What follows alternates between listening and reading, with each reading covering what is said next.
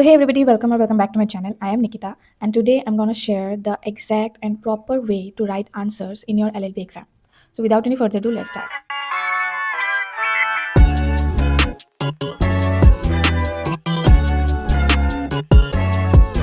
So as you all know that I was a student of NEF Law College Guwahati, which is affiliated to Guwahati University.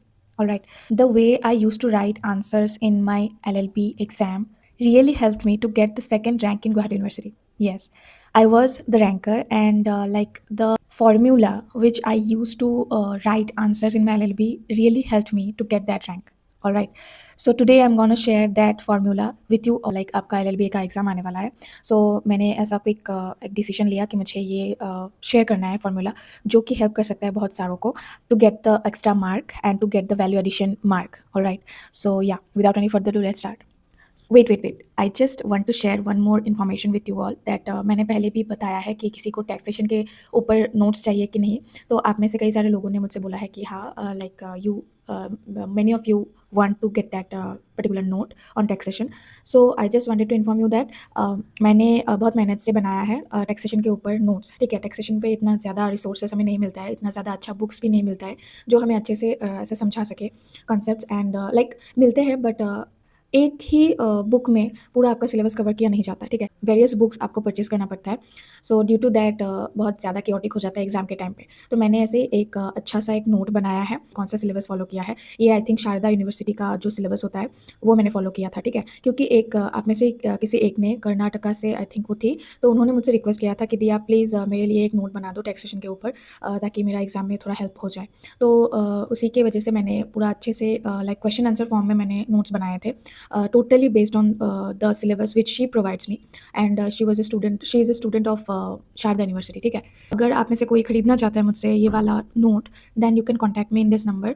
I will share each and every details regarding this. And one more thing, अगर आपके syllabus के साथ मैंने जो syllabus share किया ये match नहीं हो रहा है, then you can send me your syllabus. मैं आपका जो concepts है आपके सिलेबस में जो इसमें नहीं है वो मैं इंक्लूड करवा दूंगी इस वाले PDF पे नोट के. ठीक है, सो yeah without any further do let's start. Alright, तो यहाँ पे मैंने एक क्वेश्चन लिया है. You can pause and read the question.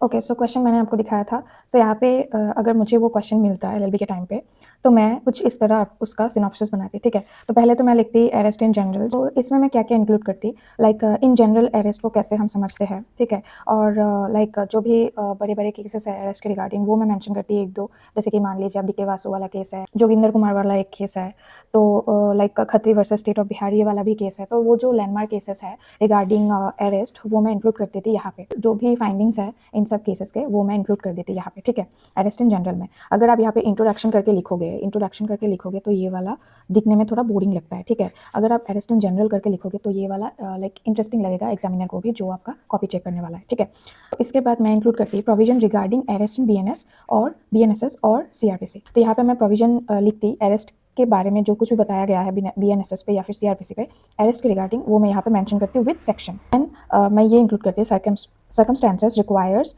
Arrest of a person. ठीक है, तो यहाँ पे क्या क्या सर्कमस्टांसेस हो सकता है जिसमें अरेस्ट करना मैंडेटरी हो जाता है. ठीक है, तो अरेस्ट का जो चैप्टर है अभी BNSS पे है 5 नंबर चैप्टर और CRPC पे था 5 और 6. ठीक है, तो उस पर जो कुछ भी ऐसे सिचुएशंस बताए गए हैं जिनमें अरेस्ट मैंडेटरी है वो आपको मेंशन करना है. ठीक है, अगर आप पॉसिबल होता है अगर आप ऐसे एक हेडलाइन दे सकते हो जैसे कि एब्सकॉन्डर. अगर कोई एब्सकॉन्ड करता है, इसका भी प्रोविजन अभी मुझे याद नहीं आ रहा है, तो उसके रिगार्डिंग अगर कोई एब्सकॉन्डर है, कोई भाग रहा है, तो लाइक जो अक्यूज्ड है वो अगर अपीयर नहीं हो रहा है तो उस पर लाइक उसको अरेस्ट किया जा सकता है ना.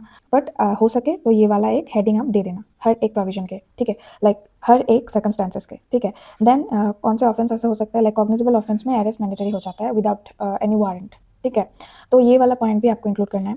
देन जो हीनियस क्राइम होते हैं और बहुत सारे ऐसे सर्कमस्टांसेस है जैसे कि नॉन कॉग्निजेबल ऑफेंस में भी अरेस्ट किया जा सकता है विदाउट वारंट. अगर वो नाम पता एड्रेस कुछ नहीं देता है, प्रोवाइड नहीं करता है, कोऑपरेट नहीं करता है पुलिस के साथ, तो उसे अरेस्ट किया जा सकता है. आई थिंक ये सेक्शन 41 है if I am not wrong. तो इन सब बारे में आपको लिखना है, सर्कमस्टांसेस के बारे में लिखना है. और भी बहुत सारे ऐसे सर्कमस्टांसेस है जो मेंशन किए गए हैं वो आपको फिगर आउट करना है और इसमें इंक्लूड करना है.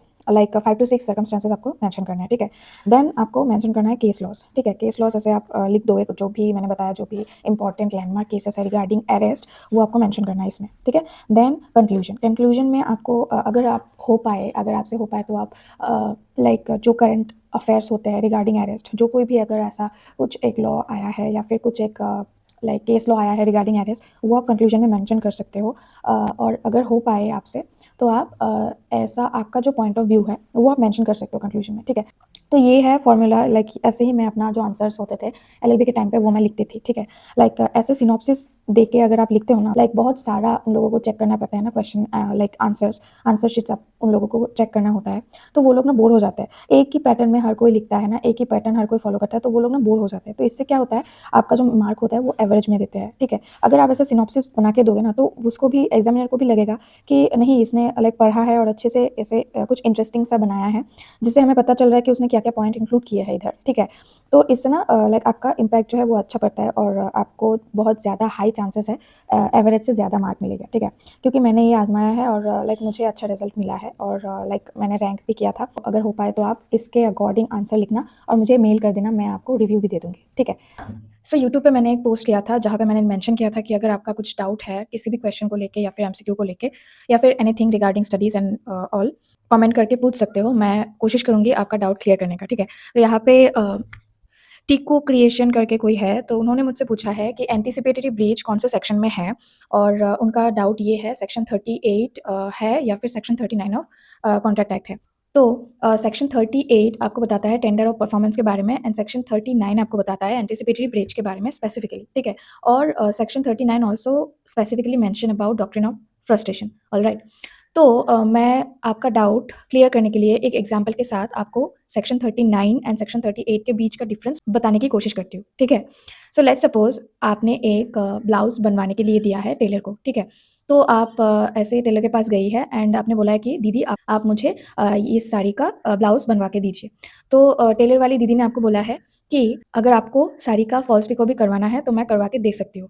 तो आपने मना कर दिया है कि नहीं मुझे बस आप ब्लाउज बनवा के दीजिए, ब्लाउज सिलवा के दीजिए। यहाँ पे सेक्शन 38 पे बताया गया है कि जब प्रोमिसर कुछ एक ऑफर करता है और प्रोमिसी उसको डिनाई कर देता है, रिफ्यूज कर देता है एक्सेप्ट करने में, देन वो सेक्शन 38 के रिगार्डिंग आता है एंड वहाँ पे प्रोमिसर लायबल नहीं है पर्टिकुलर प्रॉमिस परफॉर्म ना करने के लिए, ठीक है। तो ये बताता है सेक्शन 38 में। सेक्शन 39 आपको ये बताता है, अगर मैं यही वाला एग्जांपल लेती हूँ, तो यहाँ पे आपने जैसे कि ब्लाउज सिलवाने के लिए दिया है, तो आपने टेलर वाली दीदी को बोला है कि मुझे लाइक 30th ऑफ जनवरी को ये वाला ब्लाउज चाहिए। बट होता क्या है, जो टेलर वाली दीदी है वो आपको 28th ऑफ जनवरी में ऐसे फ़ोन करके बताती है कि दीदी मेरे पास इतना टाइम नहीं है और मैं शायद आपका ब्लाउज़ ऐसे सिलवा के नहीं दे पाऊँगी विदिन 30th ऑफ जनवरी, ठीक है। तो यहाँ पे एंटिसिपेटरी ब्रीच हुआ है, तो यहाँ पे आप इमीडिएटली एक्शन ले सकते हो, ठीक है। तो ये एक एग्जाम्पल आप याद रखना सेक्शन 38 एंड 39 के रिगार्डिंग। इन्होंने मुझसे और एक सवाल पूछा था कि how many total chapters are there in Indian Contract Act, क्योंकि यहाँ पे लाइक ऐसे क्वेश्चंस आते हैं, एमसीक्यू आते हैं, जुडिशरी में मुझे मिला था ऐसे क्वेश्चंस। वैसे तो देखा जाए तो 11 चैप्टर्स है इंडियन कॉन्ट्रैक्ट एक्ट में, बट अभी 3 रिपील हो गए हैं। इस तरीके का क्वेश्चन और भी आते हैं, लाइक हमारे आसाम जुडिशरी में भी एक क्वेश्चन था, बहुत ज्यादा कॉन्ट्रोवर्शियल क्वेश्चन था जीके के रिगार्डिंग। तो इस टाइप के क्वेश्चन में ना आपका लक फेवर करता है। लाइक अगर आप 11 लिखते हो तब भी आपका आंसर राइट है एंड अगर आप 9 लिखते हो तब भी आपका आंसर राइट है। अगर मेंशन किया गया है कि करेंटली या फिर एट प्रेजेंट कितने चैप्टर्स है, तब तो ये स्ट्रेट फॉरवर्ड आंसर होगा कि 9 चैप्टर्स है, ठीक है। एट प्रेजेंट तो अभी 9 चैप्टर है, बट अगर ऐसा कुछ मेंशन नहीं किया गया है कि करेंटली या फिर एट प्रेजेंट या फिर ऐसे डायरेक्ट लिख दिया है कि कितने टोटल चैप्टर्स है इंडियन कॉन्ट्रैक्ट एक्ट के, तब अगर ऑप्शन में ऐसा है कि 11 है, 9 है, 10 है या फिर 12 है, इसमें से अगर आप 11 लिखते हो तब भी राइट है, 9 लिखते हो तब भी राइट है। बट ये डिपेंड करता है आपके लक के ऊपर, लाइक द एग्जामिनर जो आपके कॉपी चेक करने वाले हैं, तो उनके ऊपर डिपेंड करता है। ये सब जो क्वेश्चन होते हैं बहुत कंट्रोवर्शियल होते हैं और इसका एकदम एग्जैक्ट आंसर कोई भी नहीं दे पाएगा, ठीक है। कोई कोई लिखेगा 11, कोई कोई लिखेगा 9, क्योंकि यहाँ पे मेंशन ही नहीं किया गया है कि एट प्रेजेंट कितने हैं। एक बार क्वेश्चन को अच्छी तरीके से पढ़ लेना, अगर वहाँ पे कहीं भी किसी भी इंडिकेशन से ऐसा समझाया गया है कि लाइक एट प्रेजेंट कितने हैं, तो वो आपको 9 ही देना है। और लाइक यहाँ पे अगर कोई इंडिकेशन ऐसा नहीं है तो आप 11 भी दे सकते हो, 9 भी दे सकते हो, बट मैं प्रीफर करूँगी 9 ही दे के आना आप, ठीक है। सो या that's it for today guys, thank you so much for watching and अभी बैक टू बैक वीडियोस आएंगे, इन्फॉर्मेटिव आएंगे एंड ब्लॉग्स भी आएगा। अगर आपका अभी भी कुछ ऐसा डाउट वगैरह है तो प्लीज़ कमेंट पे बता देना इस वीडियो के, ताकि मैं नेक्स्ट वीडियो पे वो एड्रेस कर पाऊँ, है ना। सो या मिलते हैं नेक्स्ट वीडियो में, बाय बाय, टेक केयर।